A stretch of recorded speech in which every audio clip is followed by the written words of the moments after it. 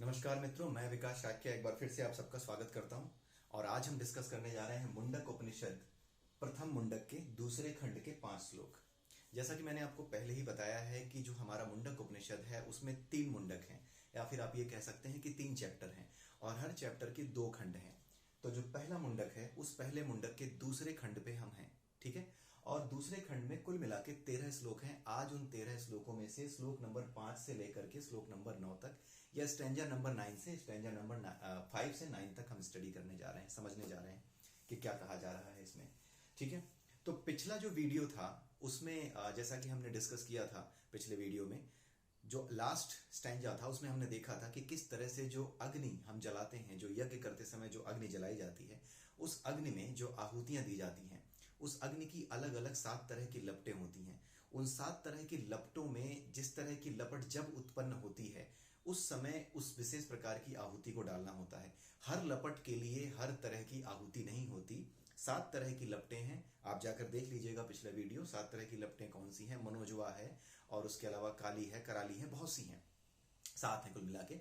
तो जो लपट जिस समय उत्पन्न होती है उस लपट के लिए एक विशेष तरह की आहुति बताई गई है। तो कुल मिलाकर के ये जो हम बातें कर रहे हैं ये देवताओं को आहुति देने वाली बात है यज्ञ में।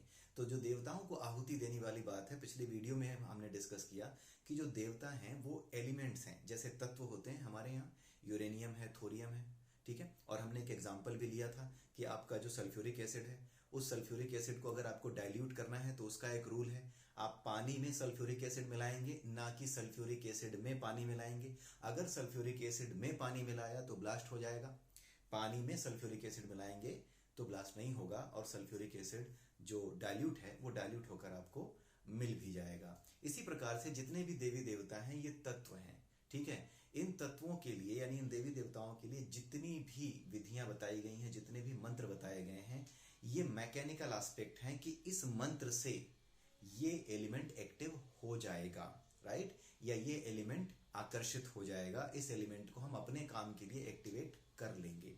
आप याद कीजिए जो इस द्वितीय खंड का जो पहला श्लोक था, ठीक है, पहले श्लोक में हमने देखा था, उसमें क्या बताया गया था कि जो ऋषि मुनि थे उन्होंने वैदिक मंत्रों में इन देवी देवताओं को देखा था, इनकी स्तुति कैसे की जाए, इनको एक्टिवेट कैसे किया जाए, बेसिकली अपने लाभ के लिए, कुछ प्राप्त करने के लिए, वो उन्होंने मंत्रों में देखा था। आप ऐसे समझ लीजिए कि वो मंत्र कोई भी रट ले और जिस तरीके से उनको रट करके या उनको बोलने की विधि कोई भी समझ ले, तो उनको समझने के बाद फिर उसको और कुछ नहीं समझना है। वो अगर उनको समझ ले कि हाँ ये अगर मैं रट लूंगा, इसको एज इट इज याद रख लूंगा, तो होगा क्या कि उनको एज इट इज याद रखे, चाहे वो मनुष्य हो चाहे वो देवता हो। वो मैकेनिकल एस्पेक्ट है। आपको अगर एक फॉर्मूला याद है, जैसे आपको एक फॉर्मूला याद है पाई आर स्क्वायर, राइट, आपको पता है कि आप इसमें आर में रेडियस रखेंगे किसी सर्किल की, तो आप पाई आर स्क्वायर करते ही आपको एरिया मिल जाएगा उस सर्किल का। अब ये फॉर्मूला आपको याद है, कैसे आया पता नहीं, तत्व क्या है पता नहीं, बस आपने रट लिया। तो अगर आप एक अच्छे विद्यार्थी हैं जो समझता है, जो गहरा अध्ययन करता है, वो भी इस सवाल का सही उत्तर देकर आएगा परीक्षा में। और जो रट्टा मार विद्यार्थी है, जिसको तत्वों की समझ नहीं है, वो ऊपर ऊपर फॉर्मूले रट करके, ठीक है, रट करके पहुंच गया है, और उसी से वो अगर आंसर निकालेगा केवल रटे हुए ज्ञान के आधार पे, तो वो भी उतने ही नंबर पा जाएगा, उसे भी उतने ही मिलेंगे, आपको भी उतने ही नंबर मिलेंगे। आप दोनों ने सही कर दिया, लेकिन दोनों के ज्ञान में क्या है, फर्क है। इसीलिए ये जितने भी यज्ञ किए जाते हैं जिनमें मंत्रों के माध्यम से देवी देवताओं को एक्टिवेट किया जाता है, दैवीय तत्वों को एक्टिवेट करने की बात की गई है, ये पूरी तरह से मैकेनिकल एस्पेक्ट है। इसको राक्षस भी इस्तेमाल करते हैं, इसको देवता भी इस्तेमाल करते हैं, इसको सामान्य मनुष्य भी इस्तेमाल करता है। जैसे अर्जुन ने अपने अस्त्रों को प्राप्त करने के लिए भगवान शिव की या माता दुर्गा की आराधना की थी, तरह तरह के देवी देवताओं से अस्त्र लिए थे, ठीक है, तो वो एक्टिवेट ही किया था उसने। लेकिन उसमें और बाकियों में फर्क होता है, वो हम समझेंगे। तो ये जितने भी देवता हैं, राक्षस हैं, मनुष्य है, कोई भी है, उसको केवल ये पता होने चाहिए, रटे होने चाहिए, तो और सही तरीका पता होना चाहिए कि किस समय कौन सी आहुति कौन सी अग्नि के उत्पन्न होने पर देनी है। 7 तरह की लपटें होती हैं अग्नि की, वो कब कब प्रकट होती हैं उसके बारे में भी जो पुरोहित होते हैं, जो पंडित होते हैं, जो कि यज्ञ करवाते हैं, यज्ञ कराने वाले जो पुरोहित होते हैं, वो आपको डिटेल में बता पाएंगे। यहां पर उनको बताने का हमारा सब्जेक्ट नहीं है। आप उसको पढ़ सकते हैं अवश्य ही, ये बहुत सी पुस्तकें हैं, किसी भी पुस्तक से आप जाकर के आपको ये मिल जाएंगी। और अक्सर मैं गीता प्रेस गोरखपुर से ही इसको रिफर करता हूं, तो इसलिए मैं कहता हूं अक्सर कि हाँ, गीता प्रेस गोरखपुर के ही प्रकाशन से ही अगर आप खरीद सकें तो खरीदें।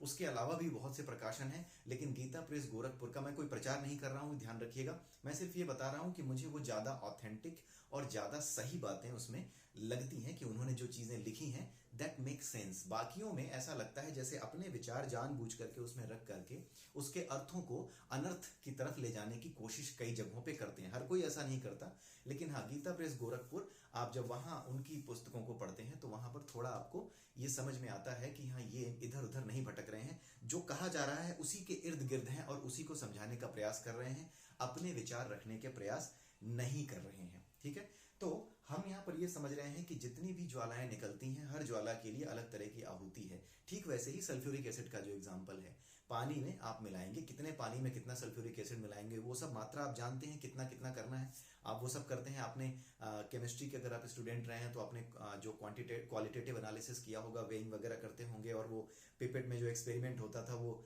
जो आपका कलर आता है उससे पहले आपको नापना पड़ता है, आपको जो है तौलना पड़ता है। ठीक है, जो आपकी वेइंग होती है वो वेइंग करनी पड़ती है उस मशीन से, फिर जाकर के वो नारंगी वाला कलर आता है। ठीक है, तो वो जो कलर बनाने के लिए जितनी चाहिए वो मात्रा वात्रा ये बिल्कुल फिक्स होनी चाहिए, नापी तोली होनी चाहिए। ठीक वैसे ही आप ये समझिए कि जिस देवी देवता को जितनी आहुति देनी है उसके लिए जो मंत्र बताए गए हैं, जो आहुतियों की विधियां बताई गई हैं, वो निश्चित होनी चाहिए। ठीक है, और ये उसी समय, जिस समय जैसा विधि बताई गई है, जैसे तत्व बताए गए हैं, जो बड़े बड़े विद्वानों ने, पहला श्लोक याद कीजिए, बड़े बड़े विद्वानों ने, बड़े बड़े महर्षियों ने इसकी खोज की कि ये किस तरीके से काम करते हैं। उन्हें पता है, उन्हें तत्व पता है, लेकिन उन्हें इसमें कोई इंटरेस्ट नहीं है। उन्होंने रख दिया कि ऐसे एक्टिवेट हो जाते हैं, बता के रख दिया कि ऐसे एक्टिवेट हो जाते हैं। अब उसके बाद चाहे देवता उसका इस्तेमाल करें, चाहे राक्षस इस्तेमाल करें। अब जब राक्षस इस्तेमाल करते हैं, जो गलत नियत से इस्तेमाल करते हैं, वो भी इसका इस्तेमाल कर सकते हैं। इन चीजों का इस्तेमाल करके वो क्या करते हैं, इसके बारे में हम आगे डिस्कस करेंगे। वो ऐसा क्यों करते हैं, इसके बारे में डिस्कस करेंगे। लेकिन आगे बढ़ने से पहले आप ये समझ लीजिए कि ये जितने भी दैवी देवता एलिमेंट्स हैं, आप एक बात तो समझ रहे होंगे कि आहुतियां देकर, यज्ञ की जो आहुतियां हैं उसको देकर, मंत्र पढ़ के जिस देवता को एक्टिवेट करना चाहते हैं, उस देवता से कुछ लोग ऐसे होते हैं जो कुछ अपने लिए चाहते हैं, सांसारिक वस्तुएं चाहते हैं, संसार में सुख चाहते हैं। जिस संसार को वो छोड़कर चले जाएंगे, उसमें सुख की कामना के उद्देश्य से भी कुछ लोग पूजा करते हैं, यज्ञ करते हैं, पाने के लिए जो कुछ वो पाना चाहते हैं। उसी तरीके से कुछ अच्छे विचार वाले लोग भी होते हैं। जैसे कोई व्यक्ति ऐसा है जो समाज के भले के लिए उन लोगों का विनाश करना चाहता है जो लोग समाज के शत्रु बन गए हैं। जैसे भगवान कृष्ण ने अर्जुन से कहा कि तुम इस युद्ध को करो, क्योंकि जिनसे तुम लड़ने जा रहे हो ये वो शक्तियां हैं जो अधर्म को स्थापित कर देंगी, इसलिए इनको मारना जरूरी है। तुम क्षत्रिय हो, यही तुम्हारा कर्तव्य है कि तुम इन्हें मारो, अन्यथा ये समाज में अधर्म फैला देंगी। तो उस अधर्म को रोकने के लिए भी भगवान कृष्ण ने अर्जुन से यह कहा था कि जाओ और देवी देवताओं से अस्त्र शस्त्र मांगो, यही यज्ञ करो। तो क्या वो यज्ञ अपनी वासना के लिए कर रहा था, अपनी कोई इच्छा पूरी करने के लिए कर रहा था? नहीं। उससे भगवान कृष्ण ये यज्ञ क्यों करवा रहे थे? ताकि वो क्या बने, वो केवल और केवल एक ऐसा कर्म कर रहा हो जिसके बदले उससे कुछ पाने की इच्छा नहीं, निष्काम कर्म। तो दो तरह के लोग होते हैं, एक वो जो यज्ञ इसलिए कर रहे हैं ताकि उन्हें कुछ प्राप्त हो, दूसरे वो जो इसलिए कर रहे हैं कि संसार का भला हो। वो अपने कर्म फलों का त्याग समाज के उद्देश्य के लिए करना चाहते हैं, सामाजिक उद्देश्य से अपने कर्मों का त्याग करना चाहते हैं, कर्म के फलों का त्याग करना चाहते हैं। ऐसे ही व्यक्ति को कर्मयोगी कहा जाता है, जो अपने कर्मों के फल का त्याग सामाजिक उद्देश्य से या बड़े उद्देश्य से करता है। यही चीज भागवत गीता के 3 चैप्टर में पढ़ाई गई है। तो कुल मिला के जो यज्ञ करते समय, किसी चीज की इच्छा करते समय, कुछ ऐसा जो वो चाहता है, उसके बदले अपने मन में किसी तरह की वासना नहीं रखता, मनोमय कोश में, जो हम भागवत गीता में पढ़ते रहे। तो जब मनोमय कोश में कोई भी वासना नहीं रखता, तो वो चाहे जिस तरह का कर्म करे वो अच्छा ही करेगा, क्योंकि वो समाज कल्याण से प्रेरित होगा या फिर संपूर्ण मानवता के कल्याण से ही प्रेरित होगा ऐसा कर्म। लेकिन जो अपने लिए करेगा वो दूसरे के बारे में नहीं सोचेगा, ये कर लूंगा तो ये हो जाएगा, वो कर लूंगा तो वो हो जाएगा, वो वाला यज्ञ करवा लूंगा तो घर में बेटा पैदा हो जाएगा, वो वाला करवा लूंगा तो बेटी कभी पैदा नहीं होगी, वो करवा लूंगा तो बेटे का वीजा लग जाएगा, वो करवा लूंगा तो बेटी को विदेशी दामाद मिल जाएगा जो विदेश में रहता हो। तो इस तरह की इच्छा करने वाले लोग तरह तरह के यज्ञ पूजा पाठ करवाते हैं। ये उनकी इच्छा है कि क्या चाहते हैं। और एक व्यक्ति वो होता है जो निष्काम कर्म के करने के उद्देश्य से इन चीजों की इच्छा करता है, इन यज्ञों को करता है। इसीलिए ये चीजें अविद्या होने के बावजूद, क्योंकि ये अपरा की विद्या है, जितना भी अपरा की विद्या है वो सब अविद्या कही जाती है, लेकिन इसका मतलब ये नहीं कि इसको जानना नहीं है। बात यह है कि ये जानने योग्य तो है। बताया गया था ना, जानने योग्य दो ही विद्याएं हैं, एक परा वाली एक अपरा वाली, लेकिन अपरा वाली को अविद्या कहा जाता है। क्यों कहा जाता है? क्योंकि ये अविद्या अपरा के तत्वों का ज्ञान कराती है, उसका ज्ञान नहीं कराती जो परम तत्व है, जिस तत्व से ये सारे तत्व निकले हैं उनका ज्ञान नहीं कराती, इसीलिए उसको अविद्या कहा जाता है। उसे इस सेंस में अविद्या नहीं कहा जाता कि आपको जानना ही नहीं है या जानना ही नहीं चाहिए। अविद्या और विद्या, इसके बारे में आप एक बात याद रखिए, एक श्लोक याद रखिए, एक लाइन जो श्लोक की है, सा विद्या या विमुक्तये। विद्या वही है जो मुक्ति दे, यानी परमात्मा के समीप आपको ले जाए, आपके मनोमय कोष से वासनाओं का नाश करके आपको ऐसा बना दे जिसके ऊपर सतरज और तम किसी का प्रभाव नहीं पड़ता। तो गुणात्मक रूप से जब आप परा यानी परमात्मा के समतुल्य हो जाएंगे गुणात्मक रूप से, तो अपने आप उसके समकक्ष, या उसके समकक्ष ना कहिए, वो सही शब्द नहीं है, आप उनके गुणात्मक रूप से उनके समान हो जाएंगे और आपकी आत्मा क्या हो जाएगी? अपने को जान जाएगी, आप स्वयं को जान जाएंगे कि वास्तविक स्वरूप मेरा ये है, क्योंकि इसी से ये सारे तत्व आए हैं जिसमें मैं फंसा हूं, जिनसे मैं कुछ चाहता हूं। क्यों? क्योंकि शरीर में मन दिया गया है, इंद्रियां दी गई हैं, इस वजह से ऐसा हो रहा है।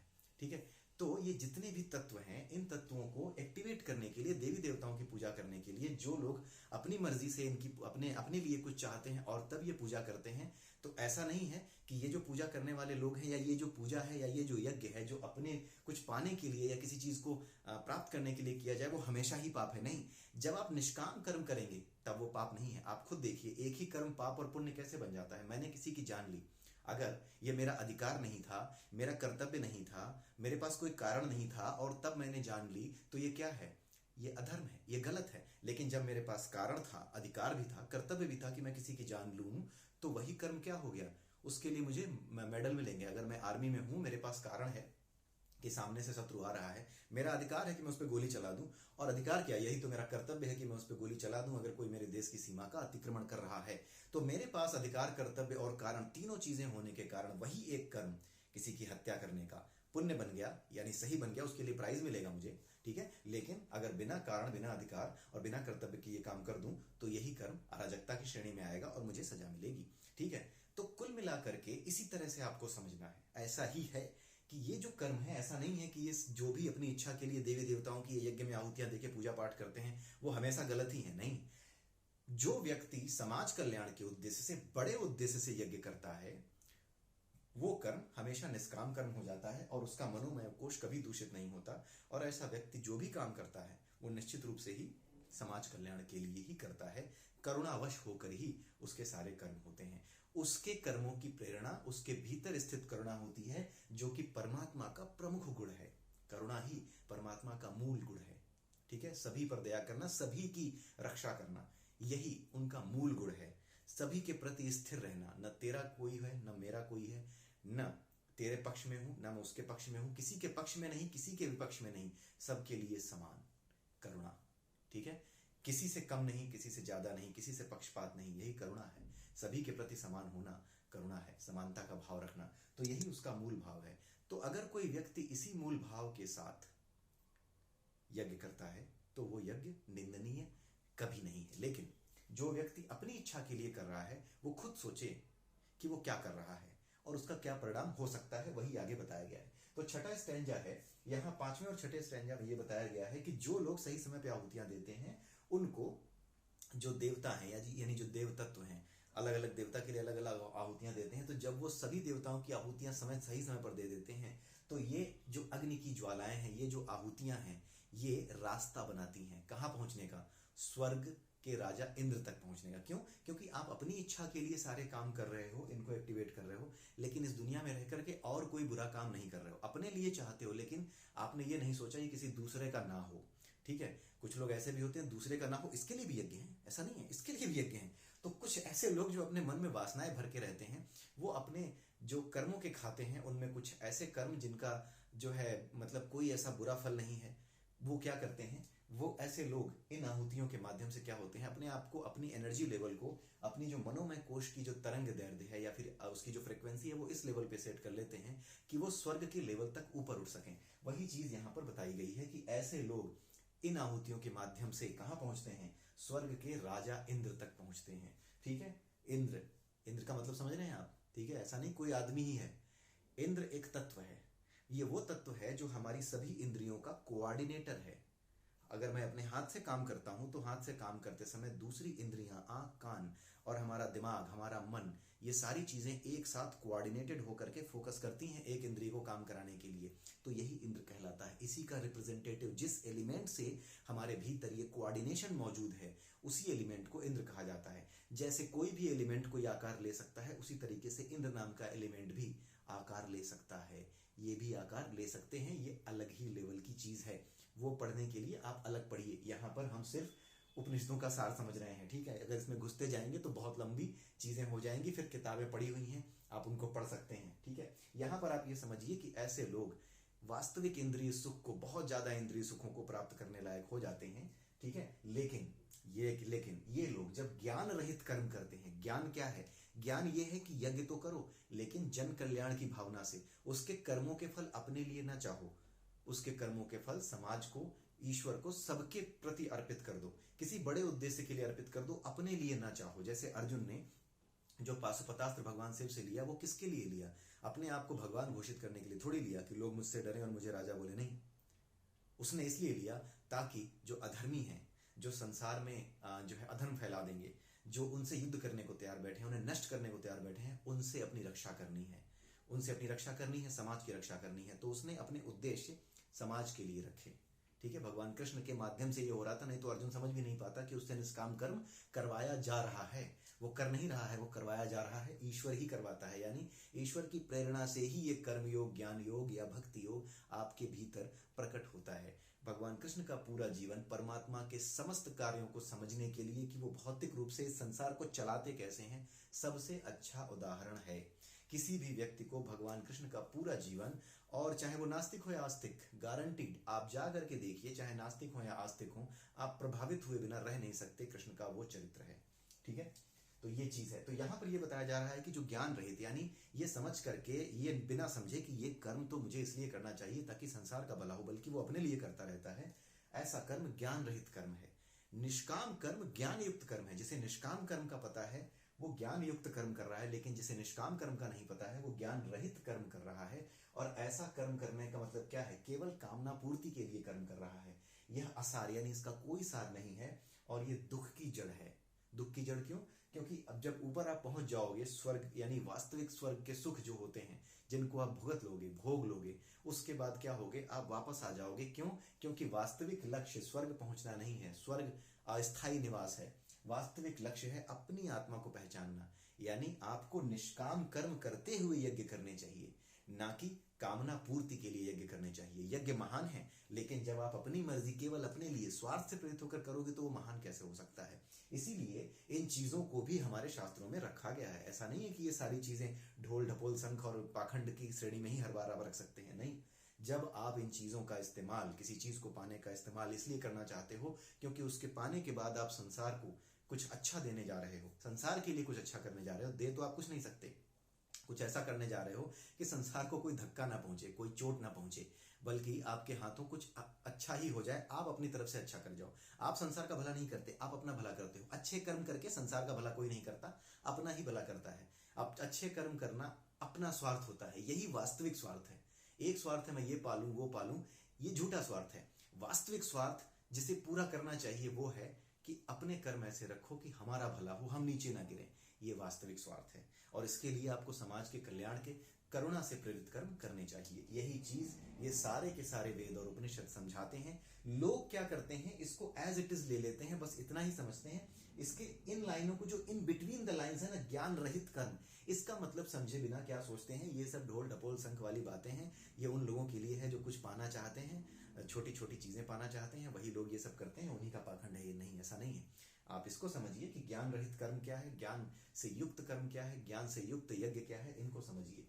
और इसीलिए ये जो चीजें हैं, जो लोग इसे ही श्रेष्ठ समझते हैं, वे जन्म मरण को प्राप्त होते रहते हैं। समझाने की जरूरत नहीं, ऐसा क्यों हो कहा जा रहा है, ये हमने भगवद गीता में भी समझा है, ठीक है।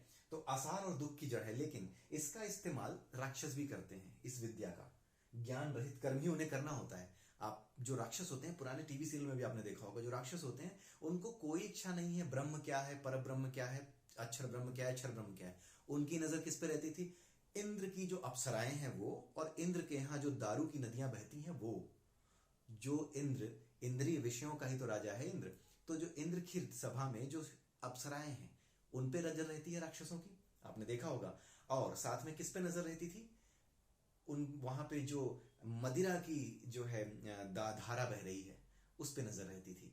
आपने देखा होगा एक राक्षस था जिसके बारे में मतलब कहा जाता था, इंद्र के पास गया, उसको बेवकूफ बनाया था, उसे सुरा सुंदरी में डुबा दिया, और जब वो सुरा सुंदरी में डूब गया तो बड़े आराम से उसका काम तमाम कर दिया। तो ऐसे ही बेवकूफ बना बना करके इनको फिर हटाना पड़ता है, राइट। तो ये देवी देवता और ये जितने तत्व हैं इनके संघर्ष एक अलग चीज है, आपको उनको नहीं समझना, ना ही इन मेटाफरिक कहानियों में ज्यादा उलझने की जरूरत है। आप बस इस चीज को जानते रहिए, इनका महत्व आपके लिए नहीं है अगर आप परा यानी परमात्मा के भक्त हैं तो। ये चीजें आप ये जानते रहिए कि कोई कर्म अगर आप कर रहे हैं, आपके हिस्से आपके कर्तव्य के अनुसार कोई कर्म आ गया है, तो अगर इनमें से कोई यज्ञ करना पड़ता है संसार के भले के लिए, निष्काम कर्म की भावना से यज्ञ करना पड़ता है, तो इसमें कोई किसी तरह की गलती नहीं है। लेकिन अपने लिए किसी को नुकसान पहुंचाने के लिए रज में या तम में या सत्वगुण से प्रेरित होकर, किसी गुण से प्रेरित होकर अगर आप ये करना चाहते हैं, किसी को नुकसान पहुंचाने के लिए ये करना चाहते हैं, भाई काला जादू वाला, ठीक है, तो इस तरह की भावना से जब आप करते हैं तब ये गलत है।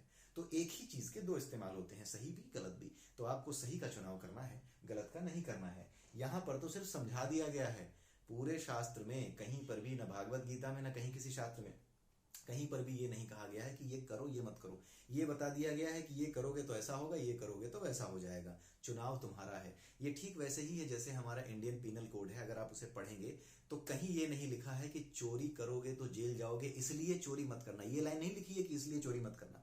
उसमें सिर्फ ये लिखा है कि चोरी करने पर ये दंड के विधान हैं, ये हैं। ये नहीं लिखा है कि मत करना, चुनाव तुम्हारा है, ठीक है, कि तुम चोरी करोगे कि एक अच्छे इंसान बनोगे, मेहनत से पेट भर के खाओगे, जो भी है, ठीक है। अब 8वें और 9वें बड़े ही सिंपल स्टैंजाज हैं। अविद्या में रहने वाला, अविद्या आप जानते हैं क्या, हमने डिस्कस कर लिया। अविद्या में रहने वाला अपने आप को बुद्धिमान समझता हुआ ठीक उसी तरह से व्यवहार करता है जैसे एक अंधा दूसरे अंधे को ले जा रहा हो, ठीक है। यहाँ पे क्या बताया जा रहा है? यहाँ ये बताया जा रहा है कि कुछ ऐसे लोग होते हैं ना जो आपको सलाह देते हैं, कहाँ जाते थे आप? हम तो वहां जाते थे, बच्चे का वीजा नहीं लग रहा है, 4 साल से नौकरी नहीं लग रही है, अरे एक काम करो, उनकी बड़ी महिमा है, वहां जाओ। तो ये क्या है? ये वही लोग हैं जो वास्तविक सत्य को जाने बिना अपनी इच्छाओं के लिए अपने पुरुषार्थ को छोड़ करके ये चाहते हैं कि कुछ कृपा हो जाए, पुरुषार्थ छोड़ करके कुछ कृपा हो जाए और उस कृपा से मुझे कुछ प्राप्त हो जाए, ठीक है। तो इसलिए वो आगे बढ़ना चाहते हैं, ठीक है। तो यहां पे भी उनकी बात की जा रही है जो अपने स्वार्थ के लिए ऐसा खोजते हैं कि मुझे कुछ मिल जाए, किसी यज्ञ को करने से, कोई काम करने से, किसी देवी देवता की आराधना करने से, केवल अपने स्वार्थ के लिए जो ऐसा करते हैं, वो लोग ठीक वैसे ही हैं जो एक अंधे द्वारा दूसरे अंधे को कोई ले जा रहा हो, दूसरा अंधा, ये उसकी तुलना यहां पर की गई है। अंधा यानी वो आंख वाला अंधा नहीं, ज्ञान से अंधा, विवेक से अंधा, ठीक है। इसको एज इट इज लेने की गलती मत कीजिए कि अंधों का अपमान हो रहा है, ठीक है। ये मेटाफरिक लैंग्वेज है, हाईली मेटाफरिक लैंग्वेज है हमारे शास्त्रों की। तो ये जो चीज है अंधे के द्वारा अंधे को ले जाया जाना, तो ऐसा आदमी सब और भटकता रहता है। 9वें में क्या है? कर्म फल में राग होने के कारण, कर्म फल में राग का मतलब अपने लिए कुछ चाहते हैं, कुछ कर्म कर रहे हैं, उसके बदले कुछ फल अपने लिए चाहते हैं, उसमें राग यानी प्रेम है, अटैचमेंट है, राग यानी अटैचमेंट। तो जो अटैचमेंट है, ऐसे लोग अपने कर्मों के फल में राग होने के कारण, अटैचमेंट होने के कारण क्या करते हैं कि ऐसे लोगों को तत्व का ज्ञान नहीं हो पाता।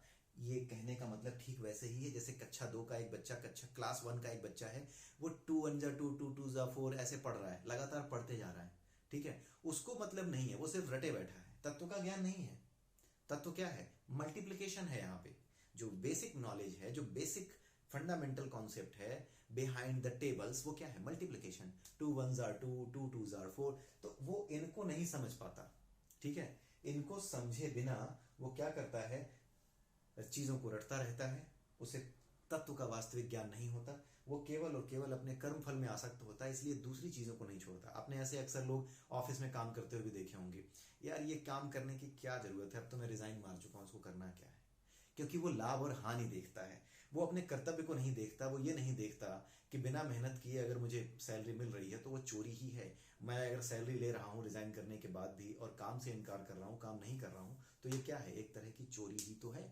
बिना मेहनत किए कर्म जो खाने वाला व्यक्ति होता है, कुछ भी लेने वाला, वो चोर ही होता है। लेकिन वो तत्व को नहीं समझता, वो इस तत्व को नहीं समझता कि कर्म करना तुम्हारा कर्तव्य है। वो ये नहीं जानता कि अगर तुम कुछ ले रहे हो तो अगर तुम सेवा दे रहे हो तो सेवा का मूल्य तुम्हें मिल रहा है, और मूल्य लेने के बाद भी अगर तुम अपनी सेवाएं नहीं दे रहे हो तो तुम गलत कर रहे हो। ये उस तत्व को, जिसे हम पुरुषार्थ कहते हैं, जिसे हम कर्मयोग कहते हैं, उस तत्व को कभी नहीं जान सकता ऐसा व्यक्ति। और ऐसा व्यक्ति कर्मयोग के तत्वों को न जानने के कारण कहाँ क्या होता है, ऐसा व्यक्ति अगर ऊंचाइयों तक पहुंच भी जाता है तो उन ऊंचाइयों तक पहुंचने के बाद जब उसके कर्म फल क्षीण हो जाते हैं, सिर्फ स्वर्ग की ही बात नहीं है, वास्तविक जीवन में भी जब ये लोग ऊपर पहुंचते हैं और वहां पर जाकर के इसी तरह का एटीट्यूड बनाए रखते हैं तो ये लोग नीचे गिरते हैं जीवन में, ये तय है।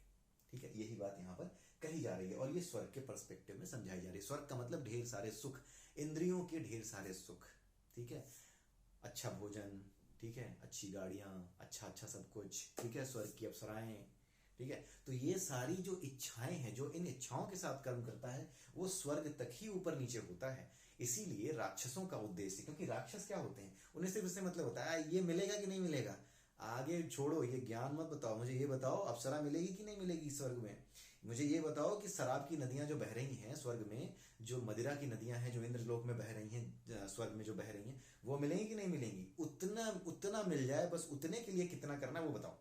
तो यही राक्षसी प्रवृत्ति होती है।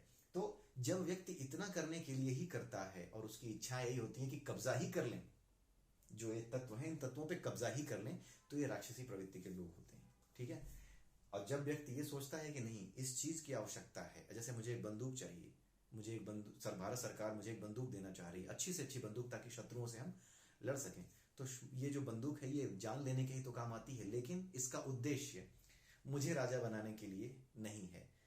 ठीक है, ये उद्देश्य देश के नागरिकों की रक्षा करने के लिए, देश की सीमाओं की रक्षा करने के लिए, जो कि राजा का परम कर्तव्य है, हम सब का परम कर्तव्य है, अगर मैं एक सैनिक हूं हम सभी का कर्तव्य है, इसलिए वो दी जा रही है। उद्देश्य अलग अलग हो सकते हैं, कर्म बाहर से एक जैसा दिख सकता है। तो इस बात को समझना बहुत जरूरी है कि ये संदेश जो मुंडक उपनिषद में कहे गए हैं ये किस परिप्रेक्ष्य में समझने हैं। ठीक है, कई जगह पर मुंडक उपनिषद में ऐसा लिखा हुआ है, अगर आप कहीं भी पढ़ेंगे, लेकिन उसको समझना पड़ता है। ऐसा लिखा हुआ है कि ये कर्म निंदनीय है, जो इसे श्रेष्ठ समझते हैं वे जन्म मरण के चक्कर में पड़ते हैं। तो इसका अर्थ वास्तव में ये नहीं है कि ये हमेशा ही निंदनीय है। ये निंदनीय तब है जब आपकी वासनाओं को मनोमय कोष में बढ़ाते हो, जब आप अपने लिए कुछ करते हो, दूसरों को नुकसान की कीमत पर, दूसरों से ईर्ष्या करने की कीमत पर, किसी भी कीमत पर जब ये आपके मनोमय कोष में वासनाएं बढ़ाते हो, तब ये निंदनीय है। ठीक है, चुनाव आपको करना है। ठीक है, तो अगले वीडियो में द्वितीय मुंडक, पहले मुंडक का जो दूसरा खंड है, इसके कुल मिला के 4 स्टैंजा और बचे हैं, उनको हम कवर कर देंगे। तो अगले वीडियो तक के लिए मैं आपसे विदा लेता हूँ। जय श्री राम, जय श्री राधे, जय श्री कृष्ण।